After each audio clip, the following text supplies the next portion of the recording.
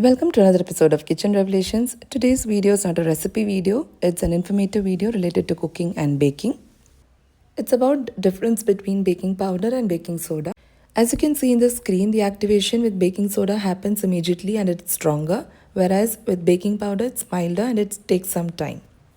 Baking soda, also known as sodium bicarbonate, reacts immediately when mixed with acids like lemon juice, vinegar or buttermilk, producing carbon dioxide gas, and this results in your baked goods to rise. So one thing that you should remember is you need to place your food item that has to be baked immediately into the preheated oven as soon as baking soda is mixed. As mentioned earlier, baking powder doesn't react immediately.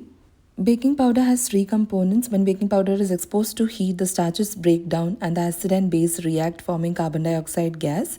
This gas, when it is released, it causes the dough or batter to expand and rise.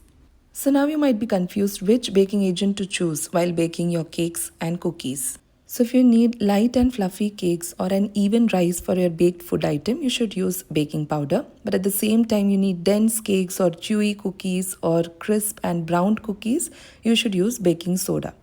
Now you might be thinking that there are some recipes which require both. These are pancakes, muffins, loaf cakes, etc., which require perfect balance of rise, texture and flavor. Hence we use baking powder and baking soda as well. Now note these points while using baking powder in baking. Use a correct ratio of baking powder to flour. Mix baking powder with dry ingredients before adding liquids. Avoid overmixing as this can cause baking powder to lose its potency. While using baking soda, remember to use it in moderation as excessive amounts can leave a soapy or metallic taste.